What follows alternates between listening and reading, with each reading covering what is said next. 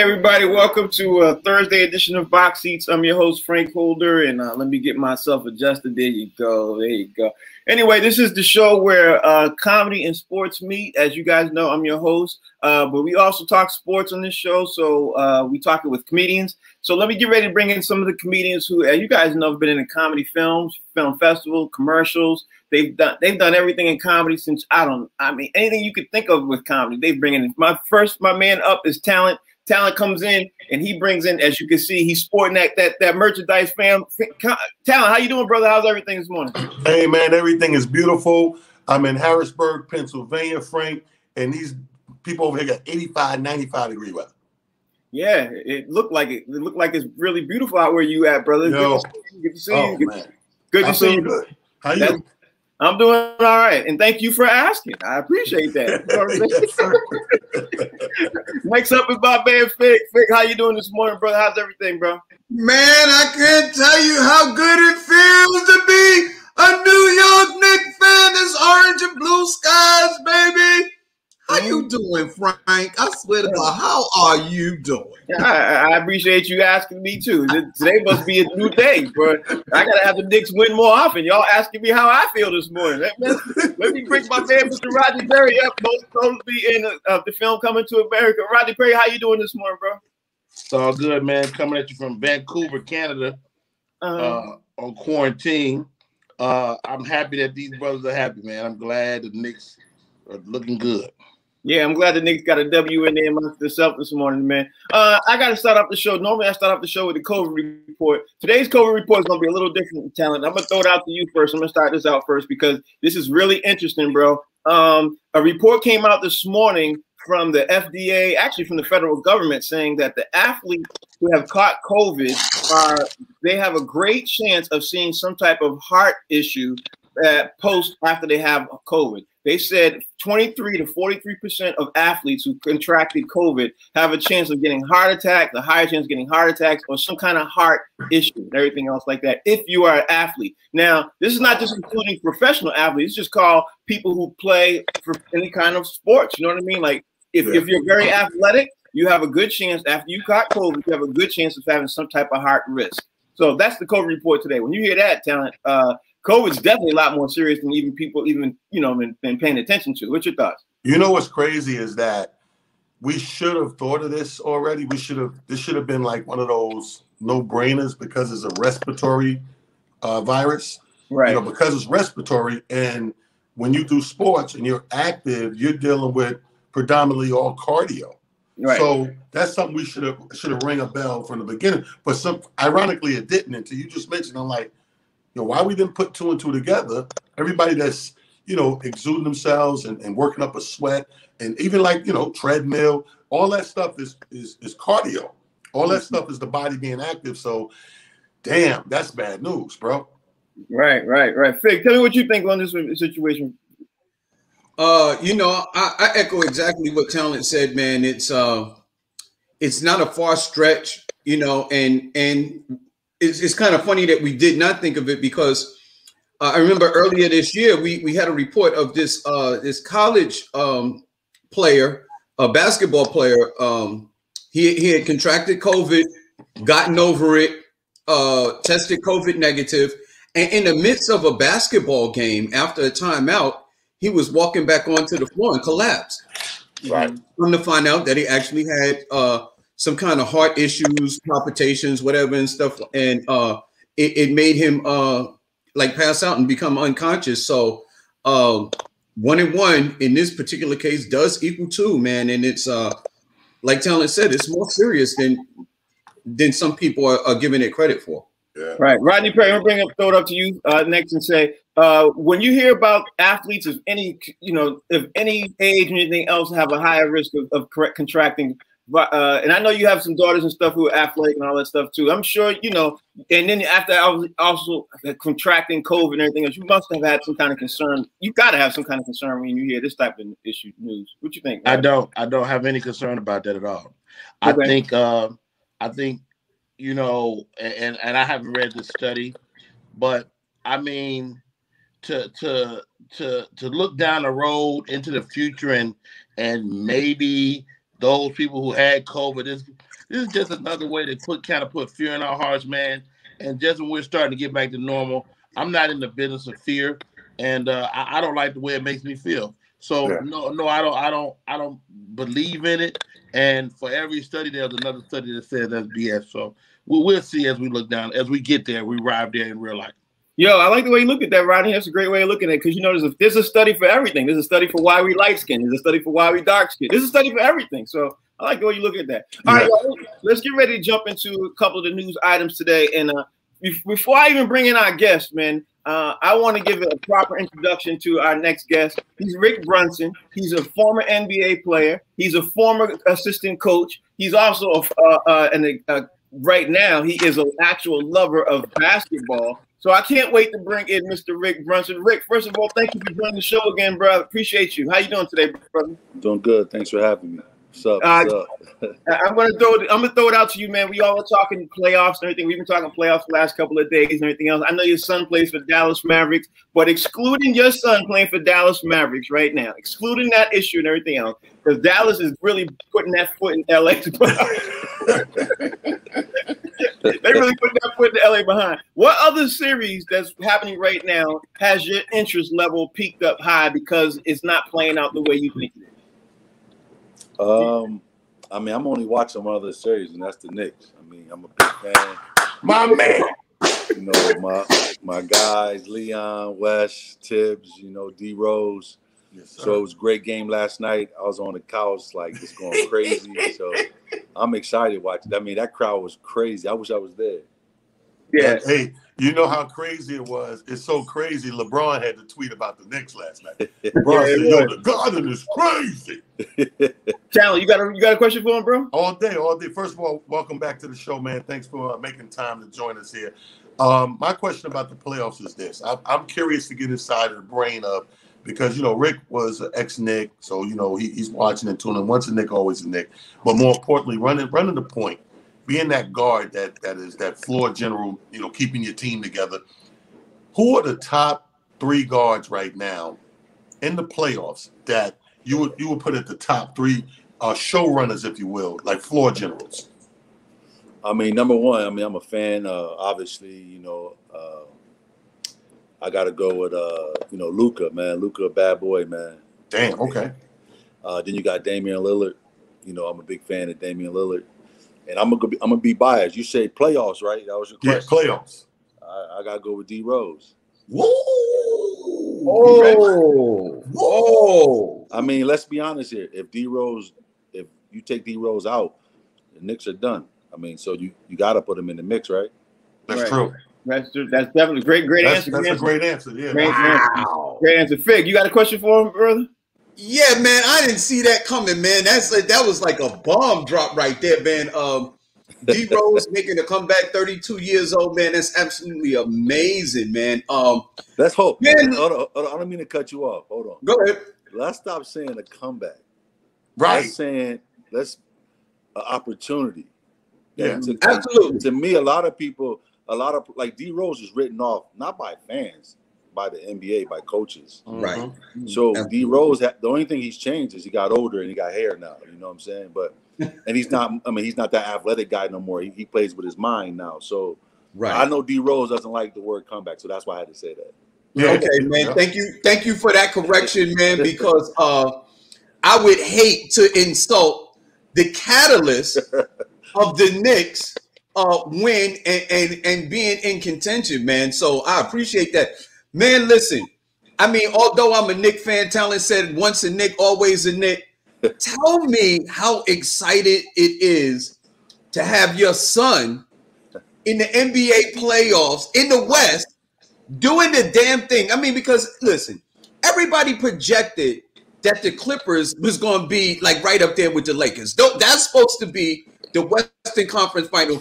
Now Dallas has knocked them down 2-0. Tell me what that feels like, man, to have your son be a part of that type of winning type situation.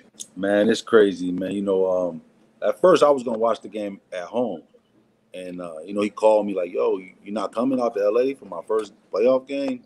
So that was basically telling me like, yo, you got to get on the plane. So I went out there, man. So, like, I got, like, the first the first game, I said to him after the game, I was like, "Damn, man, you broke my scoring record in the first half."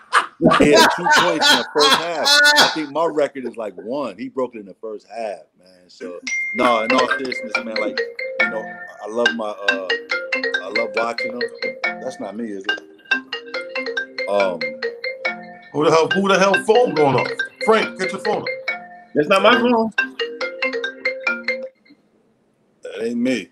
Go ahead. So no, it's exciting, man. You know, to watch the guy that you raised and you taught how to play, and to see him not even just be there, man. Like he's a big part of it. He's contributing. He's playing great. Like you said, they up 2-0. I mean, I think I'm shocked. I thought if we can get one, we have a chance. But you know, tomorrow, it's the biggest game of his career. So we get that one. It's gonna be tough for them to come back from 3-0. 2-0 is not over with. It's not over with. It's not even close to being over with. But we all know the statistics of being down 2-0. So don't, Rick, come on. I know you're doing that political. Hey, look, if my son went on, if he was the New York Knicks, I'm like, yo, they winning. But not son, I don't want to jinx it. I appreciate that. That's smart. But Rodney Perry, you got a question for Rick, bro? Can't hear you, Rodney. Can't hear you, Rodney. My bad. But first of all, stop yelling at me. You moving too slow, bro. You moving too slow. Come on, let's get it up. Yo, no, Rick, man. I get a lot of flack on the show because you know I've been rooting for the Lakers, and these guys are Knicks fans, and they saying LeBron is the crybaby. Could you speak to the toughness of LeBron James, or do you think he's a crybaby? No. Hold on. No. You want him to speak to the toughness of LeBron? Really, Rodney? That's your question? Or does he think he's a big old crybaby? I asked the question. I don't need y'all to repeat. I won't say he a crybaby, but I say this: he like to put little seeds out there, like, oh, you know, I'm not 100%. Oh, you know, it's hard when a whole man falls on your ankle, you got a high ankle sprain. So he likes to put in like little seeds just in case things don't go right. So, I mean, if that's toughness, then he's the toughest guy in the league. Oh, that's that. I like that answer. I like the answer. Let me ask you. I'm not a Lakers fan at all. You know what I'm saying? But I do believe in you can't just turn it on and turn it off. So, you know, I'm not saying they're gonna get knocked off. I'm not gonna predict that, but it's hard to just chill all year and they'll say, okay, let's play now. Like, this is the NBA. I mean, the Clippers tried that. You see what's going on now, right? Right. Speaking of, let me ask you this. But the Nets look great to that point, though. The Nets. Yeah, but they didn't turn it on and off. They had injuries. Yeah, they didn't sit people. Yeah, let me ask you this, Rick. Let me ask you this. Being what happened in the news last night with Trae Young getting spit at and with popcorn being thrown on my man Russell in New York, right? You know, the fans tended to cross the line and everything else. What is the thought process for people in the NBA and on that side of the line of how to handle and what their thought process is on just how these fans are all right? Because we all are excited because fans are back in the building, but some fans are crossing the line. What's your thoughts on this?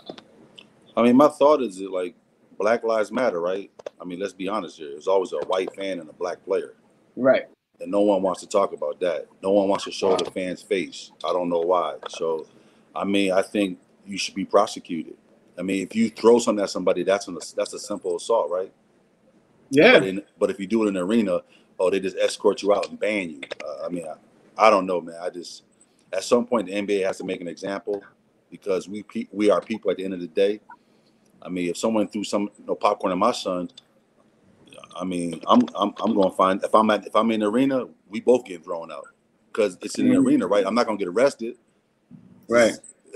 Right? I mean, that's what they're telling you. Right? Do what you want. You're not going to get arrested. You spit on somebody. Come on, man. That's crazy. God. Yeah, somebody spit on Trae Young last night, man. If that happened in the street, you automatically get arrested. It went over 50 though. I'm surprised 50 didn't do nothing. I mean, come on, man. Yeah. You know what? May I say something? Like, I as a Knicks fan, I love the fact the way they was giving it to Trae Young. But let me just say this. I'm completely embarrassed at the fact that a New York fan would do that to a player because the one thing that I know about New York, we're knowledgeable about our sports, and we respect the game. We really respect the game, especially basketball. For whatever sport you play, we have a high respect for the game and the players themselves. So for a fan to do that, even though the player was from another team, it was completely out of line, completely disrespectful.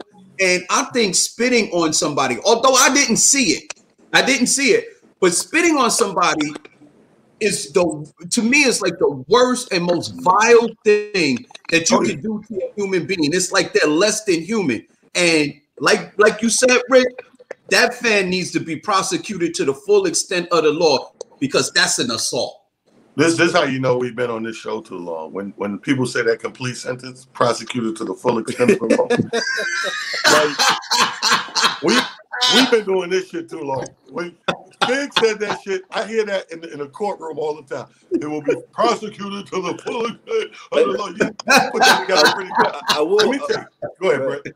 No, I would say I'm surprised. Like, obviously living in Philly, the last 20 some odd years. I'm a big Eagles fan. So I expect that, or I would assume Philly game. They're crazy down there. So right. I kind of assume New York, like you said, to me, they just fans of basketball, fans of sports. They're gonna do that. But to me, New York has never crossed the line. So I don't know. I don't expect that from New York fans. Hey, let's keep it real. Spit is so disgusting that you ever make a mistake and get some of your own spit on you?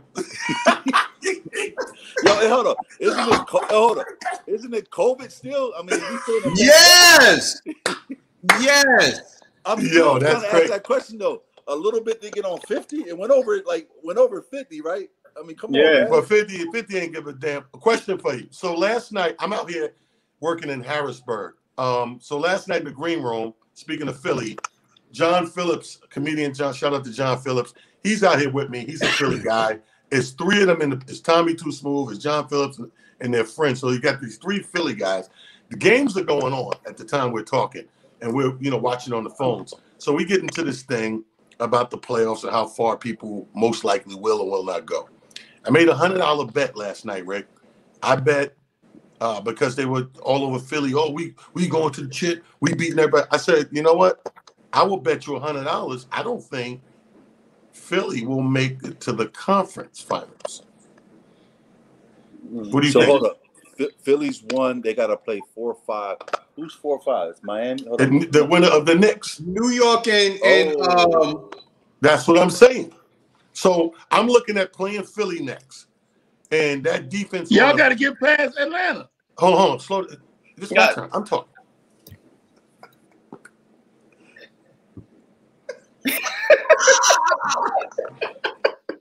This box seats, right?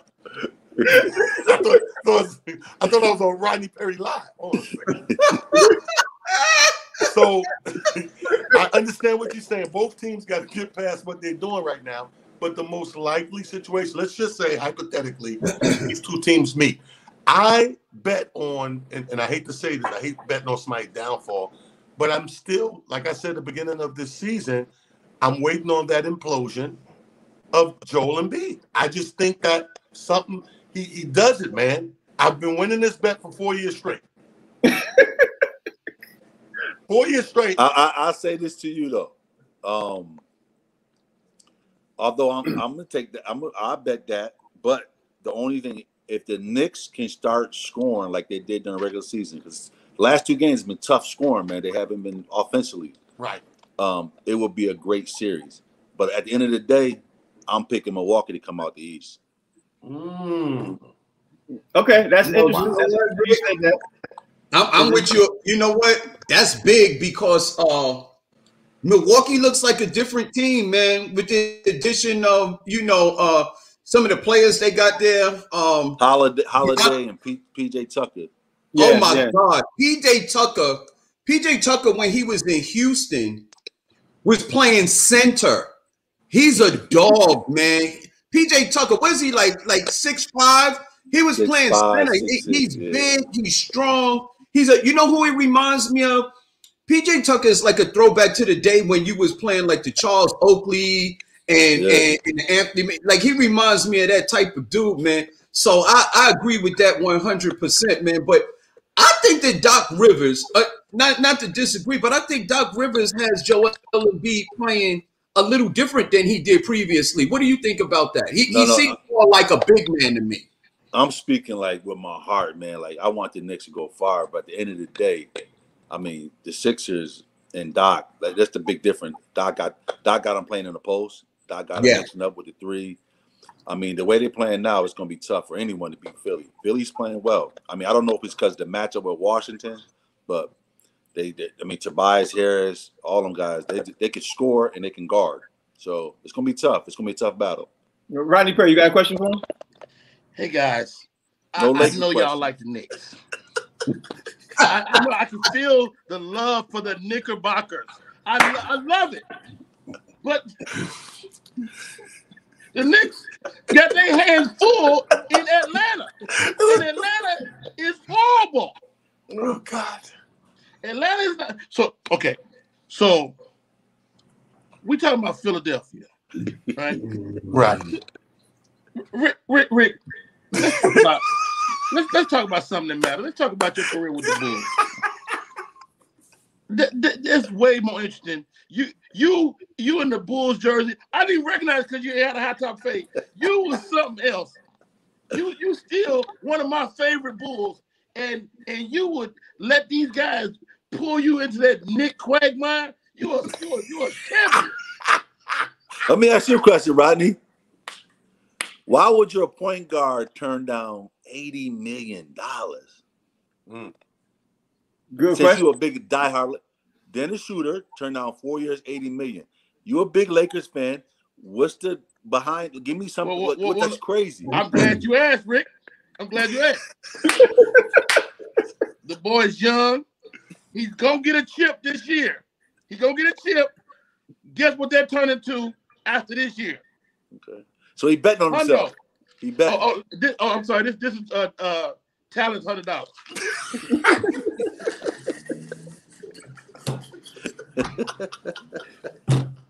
So he bet on himself. All right. Oh my God! All right, Rick, let me ask you a question, Rick. Since everybody talk about the Lakers and everything else, man, what do you think is going on with the Lakers and Suns series? Do you think the Suns? Because I picked the Suns before Chris Paul got hurt. I picked before he got hurt. Now I'm a little concerned. I'm concerned that they're not going to be able to pull it out. I'm still not going to get rid of my bet, Rodney Perry. I'm still going now. I'm still riding with the Suns. But what you think how the Suns and the Suns and the Lakers series? Get it out. So I mean, that's a tough matchup, whether Chris healthy or not.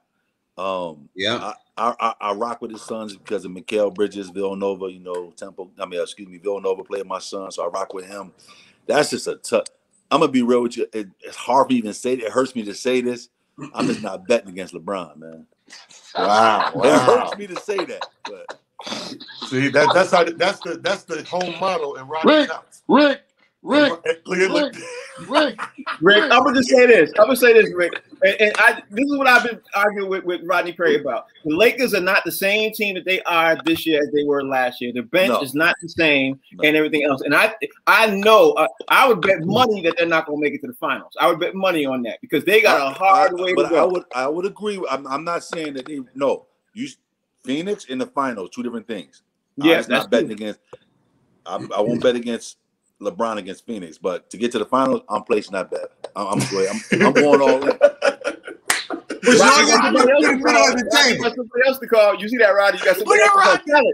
Tyler, you got a question? Go ahead, Tyler. You got a question for him? Hold on, Rodney. Go ahead, Rodney. No. What I was saying is we talking about Phoenix. Now Frank want to put some. He want to shovel something else in the water. Yeah, I did. The final. I did. You gonna give me $20 before they get to the final? Yeah, I know. But I wouldn't if Chris Paul hadn't got hurt. I wouldn't. You'd be giving me $20 if Chris Paul hadn't got hurt. But we're having another conversation. So let's talk about this.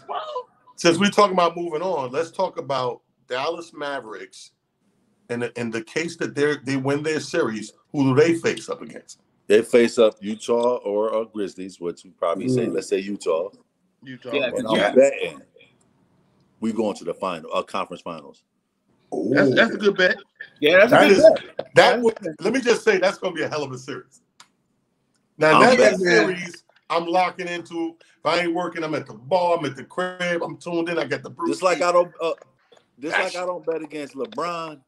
Y'all gotta give Luka some props, man. That's a bad boy, man. Yes, sir. He's throwing boys around. He throwing boys around. Luka from Brooklyn. Hey, what? He acting like it. Wait a minute. Wait, hold. Pause. He's not saying for real. He's not saying for real. He's not serious, Phil. First of all, Fig, I don't know why you got so excited. You moved to Connecticut. Hey, man, listen. I bleed Brooklyn all day. Luka got that. That's what I'm saying. He got like that. He had to live in Brooklyn for a little bit because he got that. He got that swag. Swag, man. Yeah, like, he got that swag. But Fig don't have that swag no more. Yes, I do. It ain't never leaving. Fig traded into Flatbush Rat for the Merritt Parkway Deer. hey, Hey, Connecticut. That ain't no rat. That's a possum. Oh man. Yo, man, you know what? My only Rick, I'm gonna tell you this, man. I have my eye on Dallas. My only pause with Dallas is our ex-Nick Porzingis. If he stays healthy, I like Dallas. If Porzingis can stay healthy, because there's no answer for him. You know what I mean? I like Luka, but he needs a running mate. For sure. Everybody needs a running mate. If he can stay healthy, I love exactly what you talk about. And it's not so bad that Jalen done got them numbers up a little bit, man, because he's been getting better all along, man. He's averaging 12 as a PG. That ain't bad for a point guard, man. Yeah. Don't say it too much, but we want to fly under the radar. We want nobody else. Hold up. So here's a question for you. That's very interesting when he brought up Porzingis, because I've always thought like this. Since he's left the Knicks, he's been mentally, he comes off as a different player. My question for you, for a player who's played on different teams, does that do something to you when you move around? How you move around, does that affect the mental of a player at that next team? Well, you know, when you're a superstar, like supposedly he is, right? And you get traded, do you take it as somebody really wants you, or do you take it as somebody don't want you? And that's for him to answer that. And also for Porzingis, he got traded to Dallas, which already has a superstar. So can you fit in? Can you play the second role? Can you be Robin to Batman? Those are things that, if he can figure that out as he has been and keep going forward through the playoffs, we're gonna be tough to beat. And I've seen your boys at the game. Dirk is in there doing his thing, huh? Oh man, Dirk chilling, man. Just come to the game, relaxing. Dirk chilling out there. Hey Rick, so what are your thoughts on the Milwaukee and the Heat series right now? Because Milwaukee in this series, man, Milwaukee looks real. I'll be honest with you, Milwaukee and the Nets right now look like two of the best teams in the league right now after these two games. But nobody's talking about Milwaukee at all. You know what I mean? Well, they've been the two best teams all year with Philly. Right. You know what I'm saying? And you know, with the Heat having all those injuries all year, and you got to remember, man, fans get caught up in what happened in the bubble. The bubble was great for the fans. But remember, there was no traveling. There was no fans. There was no pressure. So, you know, people, guess what? There was no strip clubs, no nightclubs. So you went to bed, got up and played ball. It was like there was one strip club. Well, not for Lou Williams. We not for Lou Williams. No, he flew to Atlanta. No. He left. Then came back. Roger, you got a question for him? Right. Let me ask you something, Rick, man. I mean, you're you know, we athletes, you and I, and and you know, I know. I mean, again, I'm dealing with these Knicks fans. Is there a way I, as a human being here in America, could possibly find a way that every conversation didn't end up as a Knicks conversation? So I don't know if you ever been through this, but we was talking about tacos and it ends up at Knicks. I'm trying to figure out, how does everything, it's either a Knicks or a Boston conversation. How do I deal with that? Thank you, Rick. Rick, before you answer that, let me just say this. He ain't in America right now, so he really should be able to answer that question. I am in Canada right now. No, the Knicks is, I mean, when they're relevant, this is what you get. and we're relevant. Yeah, I mean, everything. Come on, man. The NBA needs the Knicks to be relevant. Come on, man. Yeah, and we need it. And you know what though? When we go down to Atlanta, and Talon knows this, you know what that crowd gonna be yelling? What they gonna be yelling? Let's go New York, because it's all New York live down there. You already know, Ronnie. Don't act like you don't know. Home. That's true. That's true. No disrespect. Word up, B. Word up, son. Word up. Rick, can I ask you a serious question, Rick? I want to ask you a serious question. Yeah, in Boston, right? This is what's going on in Boston. Here we go. Here we go. Listen.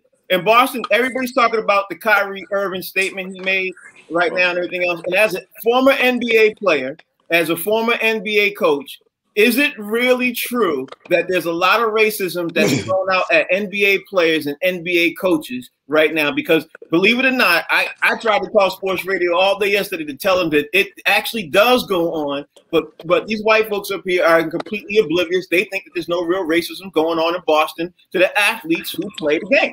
Tell me, you played the game and you coached the game. Talk to me. Tell the truth. I honestly think it's racist. I mean, come on, man. There's racism everywhere, man. Right. I mean, spitting on somebody, that's racist, ain't it? Right. Yeah, it is. Right. I mean, come on, man. Like, there's racism everywhere. And I just think he was out of line for even talking about that. Like, come on, man. Just go up there and play basketball. Like, you know, you lived there, you played it for 2 years. There's racism in Boston. There's racism in Chicago. There's racism everywhere. I don't know if it's directed towards Kyrie everywhere he goes, but he seems to think that. But, you know, a lot of these players, man, they just play, man. Stop crying. Just play. Ooh, I like that answer. I like that. Stop crying. I like that answer. Stop Ronnie crying. Perry, you heard him. Stop crying. I like Stop that blocking. Stop crying. So Rick, middle window. So Rick, what you got going on right now? We appreciate you joining the show. What you got going on? You were talking because I know you got something. You always you got your hands in something. So talk. No. So as I told you guys before, you know, I'm in Dallas for the playoffs. You know, I got my high school team. We start June 21st. Get back in the gym. Got the best player in the country, DeJuan Wagner Jr. But I want to address something before, you know, I don't know if we can get off here, but, you know, as you know, I'm a big fan of my man Talent. You know, I try to go wherever he is, watch him, L.A., Jersey, yes, sir. Saturday. But this man keep charging my sister every time she come watch him. My sister don't even got no money, man. Every time she comes to watch, my sister says she ain't got no like $100, and she's stuck. She asked me to borrow money for the rest of the week. I don't get it, and I come on here for free. Hold on. I'm going to hit you with the same thing you hit me with when I called for this interview, right? He said, man, you know, that's just a phone call. The same thing. That's just a phone. Let me tell you something. This COVID thing and pandemic, the way we run it, I told Fig the other day, the days bleed, right? So you're not really putting it together. So I'm in Syracuse, but I swear to God, it's not registering. I'm in Rick Brunson backyard, check on him, his peeps need something. So I'm just moving. And she comes up to me in the lobby and was like, hey, hi. I was like, hey, what's up? How you doing? She was like, Rick Brunson sister. I said, hey, what's happening? What's happening is I shouldn't be paying.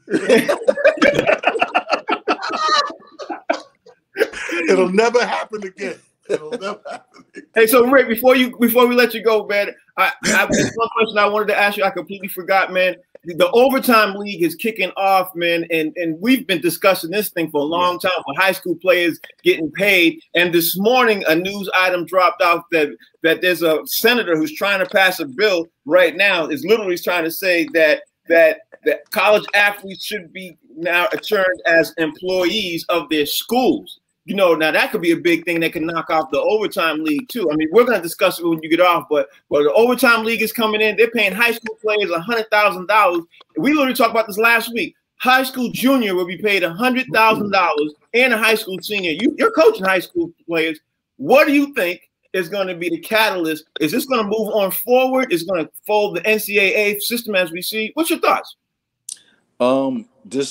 I think it's a good thing, but we're so far behind athletically because if you go to Europe, that's what they do in Europe. If you're a good tennis player, you're a good basketball player, you're a good soccer player, you go to the academy, you go to school all day, and you practice on your sport.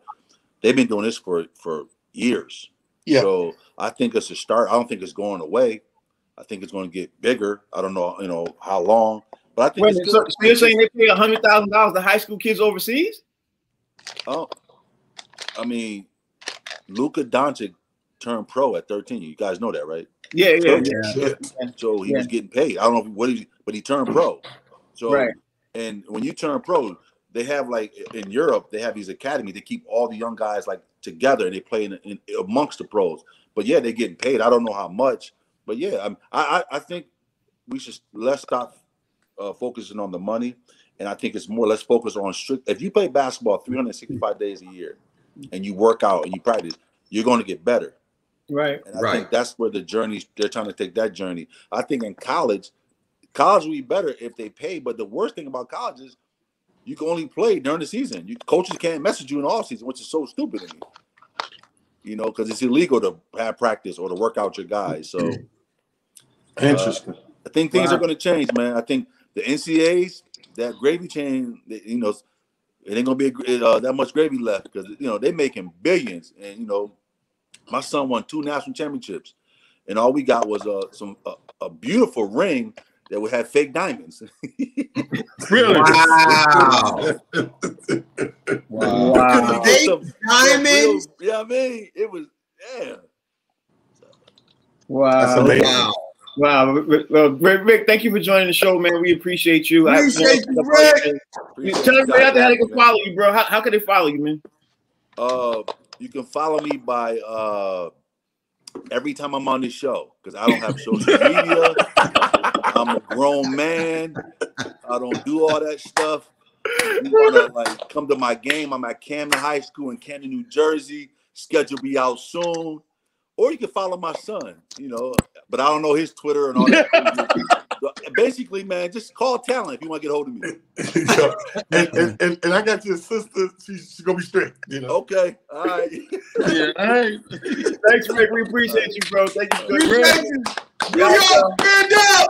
All right, y'all. That's Mr. Rick Brunson, former NBA player, former NBA coach. He had a great instructor. But let me talk to you, Talent, man. A question He's a great Chicago Bull. Great Chicago Bull. Let me throw this question out to you because the Senate bill is being passed trying to be passed. It's written up by Bernie Sanders and another senator. He wants to classify college athletes as employees of their schools and gets these college players to form unions. Now, if this happens, you know what's going to happen, right? I can see the catalyst getting ready to knock down the entire thing that at the NCAA as we see it right now with them not paying players and everything else. What's your thoughts on this, Talent? Talk to me. I think that's super interesting. I think I like that, bro. I know it's going to cause a ripple effect. And there's going to be a whole bunch of shenanigans that go with it. But think about that. The athletes, to pay them, they become employees of the school. That's not bad. If that's done right, that's groundbreaking. I like that. I agree. Fig, what's your thoughts? You know what, man? I feel like I'm all, first off, I'm all for the players getting paid. But here's the other thing on the other side. It always gives me pause that when your oppressor tries to fix your problem without the person who's being oppressed be a part of the process of the actual repair. So when the oppressor tries to fix your problem, he's trying to stop another problem, which could possibly make you gain more. You know what I mean? What if they decide to make them employees and pay you minimum wage, where you're getting $15 an hour? That makes you get paid. It solves a problem, but it really doesn't address the issue of the disparity in the amount of money that you should be getting paid. So I don't really, it's something about it. I think there could be a little something. From this point forward, one step at a time, though. One step at a time. From this point forward, I'm going to make sure Fig is known as Fig X because that brother always powers the people. But Fig, you got a great point. Nothing about no lies given, but to me, before you get to addressing the disparity of the amount, you gotta give an amount. Yeah, you gotta get it. Like I need to know what the amount is before I even argue about it. Yeah. That's why I said power to the people, because Speak is already arguing. He didn't even check the power to the people. Like, hey, what the hell? Well, at least we see the check first. Damn, Rodney Gray, what's your thoughts? I mean, damn. Rodney, what's your thoughts? Hilarious. as y'all know, I rarely agree with Fig. But Fig is absolutely right. And you guys sit here kikiing, laughing. And we try to figure out how to get these young men not only paid, but paid properly. Ain't no first step. If you take $8 an hour, that's still pay you the rest of your life. Let me tell you something. What about the other athletes? What about the track stars and the shot put throwers? Who are they gonna work for? Like, one of the reasons this is an issue, and it's always been an issue, is because if you pay one athlete, you got to pay them all. Right. And so I don't know if this bill, and I haven't read it, I don't know if this bill addresses that. And it might be a good pass to start, but I'm sure this bill needs some more work before it ever gets passed. NCAA is not about to do nothing right with this until they have to. And this league that's coming down the pipe is going to have to come, and people are going to have to get that 100,000 before they even begin to do the right thing. Now, let's be honest. We talked about shit. Yeah, but let's be honest with this, right? The same senators who do all this are the same senators who are trying to move this forward, the same senators who get paid for their campaigns, things like that, the same people who donate money to the university. All these people, it's the same money. So if this, I don't even think it's going to pass, but if it does, I'll be shocked, but it will cause a seismic shift. It will. But hold up, two things. Thing number one is the overtime league and $100,000 a year, shit is all gravy until that first check bounce. That's first of all. Second of all, the argument what we're saying about you and Fig is not that y'all wrong, but when you start an argument, you need something to have the foundation of the argument. You can't bust the door down, Fig. Go, fuck that. I want the same thing. Money, this is, we need equality in pay. And be like, well, okay, calm down. How much they give you? I don't know. I ain't look at it. Yeah, but you know what? Listen, you know what? But I'm going to tell you, the history of things is that when the people in power decide that they're going to do right, it ain't never really right. You know what I mean? It's just like when Lincoln said, okay, we're going to get him 40 acres in a mule. They shot him and got him another president that wiped all that out. You know what I mean? What I'm saying? So it's like, you got to be careful. Like, who? Fake. We going down the path of getting ready to talk about something that will be there for an hour. We can talk about that for an hour. Let's move on to other sports stories. Hey, Frank, let this be a lesson to you, Frank. It's your fault. Yeah, Nobody told you to cast the comedians from the mosque. I know, right? No, it ain't the mosque. Let me tell y'all something. And I know Frank trying to change the subject, but we got to stay here. You understand? Look what happened to the Indians. Remember the Indians? They made a deal with the white man too. Here we go. Y'all gonna run my time out. Here we go. All right, let me talk about. Go ahead, ask you a little question, Frank. Let me ask you all about Mickey Callaway, because he got fired this morning by the LA Angels as a pitching coach over the sexual charges that came up with him. He's not even allowed to even talk to the MLB into the beginning of the 2022-2023 season and everything else, because the Major League Baseball did an investigation on their own, an independent investigation, and they found him guilty of that, besides the court system and everything else. So when you see about this stuff and everything else, when you hear Major League Baseball trying to take a first stand on this, man, I mean, what you think about this, Town? What's your thoughts? You know what's messed up about baseball? Because it's such a slow-moving game, when somebody get allegations and accusations, there's no distractions. Right. So you're dead on whatever that issue is. They have to take a stance. They don't have the luxury of, like you'd be like, yo, Ben Roethlisberger touched the girl in the hotel, and then you throw a bomb touchdown. Everybody go, oh, distraction. You don't really have a lot of that in baseball, so they go like this. When you get, allegations, everybody's on you. They don't move. It's straight on. If I'm baseball, if I'm Major League Baseball, I have to make a stance. Major League Baseball has to do something, right? Yeah, I have to. All eyes on me. Tupac said it best. All eyes on me. I gotta act on it. There are no distractions. We just had a president that was full of distractions. He was doing crazy stuff, but he had enough distractions to keep you busy and let it get done. Baseball don't have that luxury, Frank. Right. Fig, what's your thoughts? I like people taking care of business and getting to the heart of the problem, but I'm also not I'm not a fan of people coming to a conclusion without giving you an opportunity to defend yourself. You said Major League Baseball did an independent investigation and found him guilty. Was he able to even answer his allegations? How you gonna find me guilty without talking to me? You understand what I'm saying? Where was the due process? I don't understand that. I mean, if the man did something wrong, punish him, kick him out, prosecute him, whatever you need to do. But can I answer for me? Yeah, Fig, I think you're not thinking of one thing. They probably did, and he probably don't want the actual text messages and the video stuff to actually come out even further. Because one thing Major League Baseball will not do is look bad in this. They'll be like, "Oh, you want to question us? Well, then let's put the nasty messages you sent to this young lady out in public." You know what I mean? Hey, listen, I go when it comes to that. I'm in the from the Tom Brady school of phone things. Like every time I change my phone, I destroy the old one. So. You can't have that one. That phone is all destroyed now. Yeah, but then what about the girl where she can show her phone? See, this is what his responses were. There's an old issue. I think you've been through this before. Rodney Perry, what's your thoughts? Mickey did make a statement.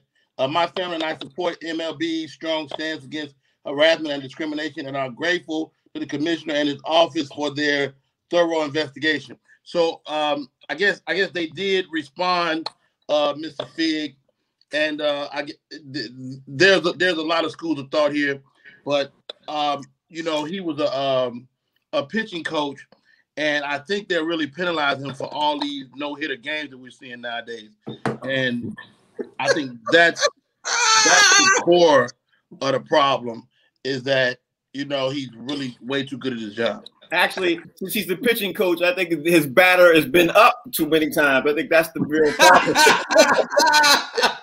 I think that's the problem, but we're not going to go there. We're not going to go there. Let me talk about the next thing, man, because, you know, the time is running out. You know, the Minnesota Timberwolves, one of the owners is suing the other owner, who happens to be Alex Rodriguez, because Alex Rodriguez has been stating that he wants to move the Minnesota Timberwolves from out of Minnesota. He wants to move them to Seattle. Like, that's his whole point moving forward. He wants to move it to Seattle, but the other co-owner of him does not want to move. So it looks like he's filing a lawsuit about trying to slow down the process of moving the Minnesota Timberwolves out of Minnesota to another state. Now, I'm going to ask you, Talent. Alex Rodriguez, he's the one who looked like he put down the most money. Do you like the thought of Minnesota moving, or you want him to stay? What's your thoughts on this whole process in Minnesota? Well, I feel neither way, but I do have questions. Like, moving the team out of Minnesota, does this have anything to do with the current climate, the George Floyd thing, the police, you know, just this whole reform thing? I question that, first of all. I'm never mad at a team going to Seattle. I miss Seattle. For whatever reason, basketball feels like it is good in Seattle. You know, they have history in the NBA and stuff like that. But I don't understand why you sue each other. Like, your business partners, somebody wants to stay means they're vested in something else as opposed to somebody going. Because, you know, when you move a team, you get a lot of incentives. Right. The league gives you a lot of money and incentives towards everything, stadiums and hirings and all that type of stuff, and insurances and you know, like retirement plans, all that stuff gets a boost by going to bringing up a city. But yeah, he got the most money. I believe the person with the most money should maybe. It's like any other corporation. Who got the most shares? Yeah, Fig, get that. You know, I think we touched on this a little bit before, man. I mean, if you're gonna go to a city where it's gonna be better for the organization and your fandom is gonna be better, you know, Seattle never wanted to lose their team for whatever reason they did, and it turned out to be OKC. But Seattle, to me, was a great city for fans. I mean, they were rabid fans. You know, I remember back in the day with Sean Kemp and Gary Payton and the Sonics and stuff.